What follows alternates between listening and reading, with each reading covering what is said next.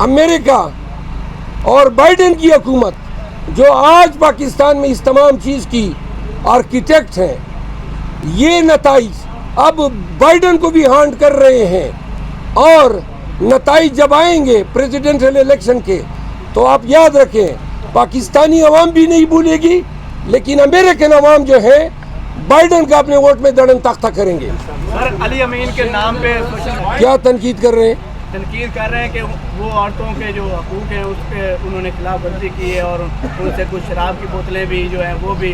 علی امین گنڈپور پاکستان تحریک انصاف کا وہ لیڈر ہے جس کو باپ کے جنازے میں، جبکہ یہ عملاً چیف منسٹر بن چکا تھا، باپ کے جنازے میں شرکت نہیں کر سکا، اس کے تمام املاک قرق کی جا چکی ہیں۔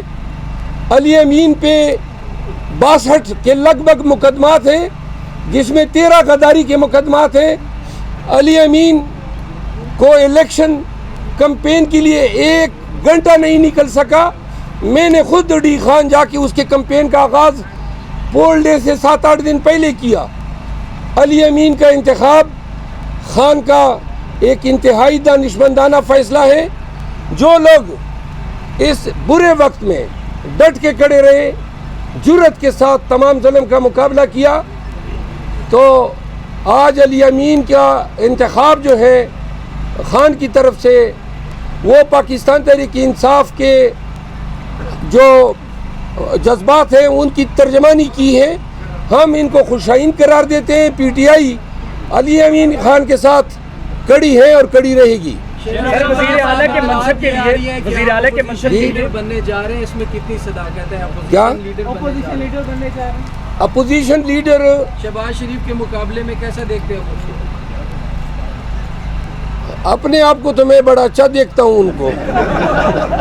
اللہ کرے یہ فرائض ملے، لیکن نہ میری کوئی خواہش میں نے ظاہر کی ہے۔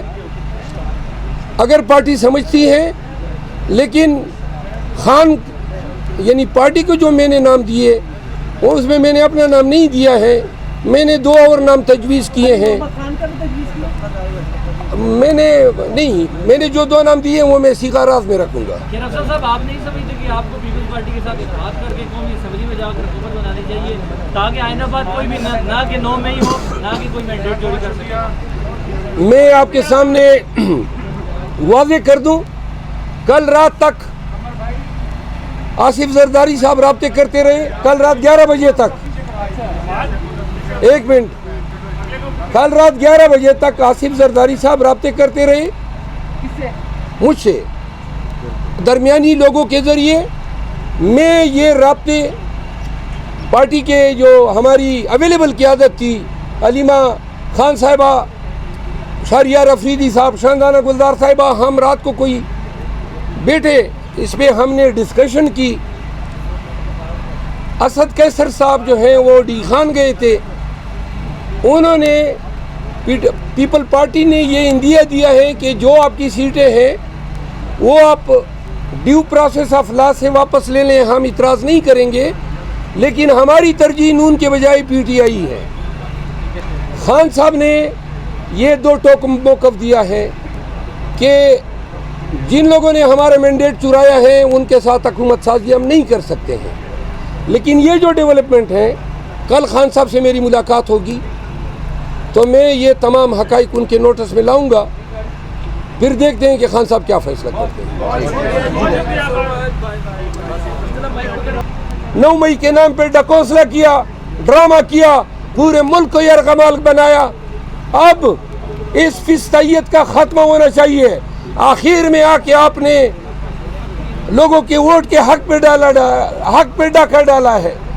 جتنے لوگ جو پاکستان تحریک انصاف کو میڈیا میں برا بھلا کہہ رہے تھے، وہ اب 5 دنوں سے بتا رہے ہیں کہ کتنا مکروہ چہرہ ہے نواز شریف اور اس کے تمام سہولت کاروں کا، جنہوں نے 2 سالوں سے یہ پروسیس شروع کیا، اور آج ایوان میں جائیں گے، قائد حزب اقتدار کی سیٹ پہ مسند نشین ہوں گے، پھر سپیچ کرے گا کہ جمہوریت کا جو عمل ہے وہ بخیر و خوبی اختتام پذیر ہوا، لعین بنا دیا ہے پورے سسٹم کو، پورے سسٹم کو اتنا بوسیدہ بدبودار بنا دیا ہے.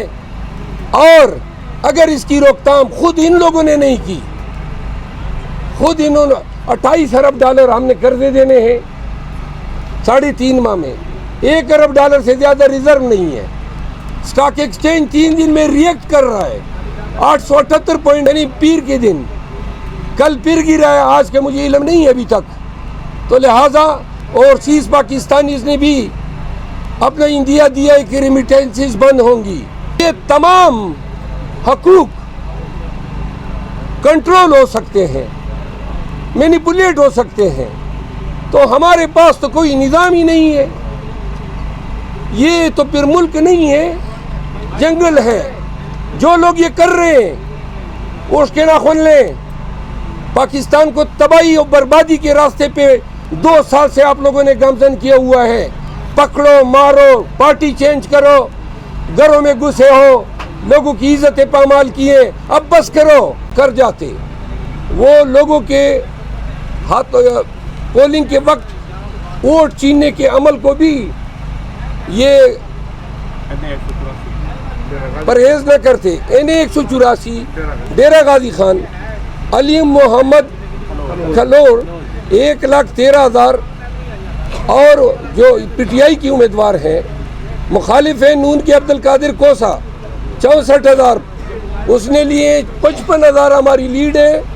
اب فارم 47 میں عبدالقادر کوسا جو ہے وہ جیت چکا ہے. میں آپ کو عرض کر دوں، بڑا آسان سا علاج ہے، انتہائی آسان.